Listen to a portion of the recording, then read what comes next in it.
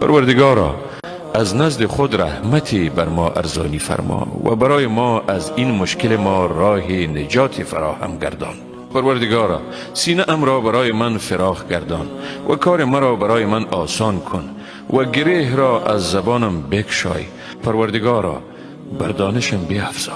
نیست معبودی جز تو، پاکی تو ای خدا. بیگمان من از جمله ستمگاران بودم. پروردگارا، مرا تنها مگذار و تو بهترین وارثانی. پروردگارا، مرا به جای با برکت فرودار و تو ذات هستی که به شایسته ترین شیوه ما را فرود میاری.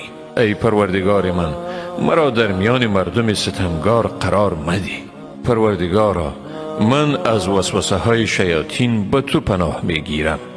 ای پروردگار من، و نیز از حضور و نزدیکی ایشان به تو پناه میبرم. ای پروردگار ما، از ما عذاب دوزخ را بازدار، بیگمان عذاب آن شدید و دائمی است.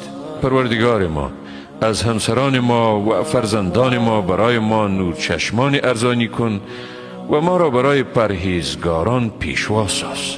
پروردگارا، بر من حکمت ارزانی کن و مرا به صالحان پیوست گردان و مرا در روزی که آدمیان بر انگیخته می شوند رسوا مکن، روزی که ثروت و فرزندان سود نمی بخشند.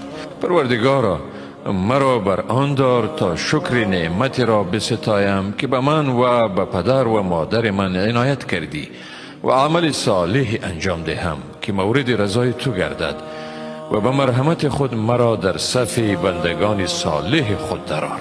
ای پروردگار من، واقعا بر نفس خود ستم کردم، مرا بیامرز. ای پروردگار من، مرا از قوم ستمگار نجات ده. ای پروردگار من، به چیزی از خیر که به من فروداری نیاز دارم. پروردگارم، به من فرزندی از زمره نیکوکاران عنایت کن.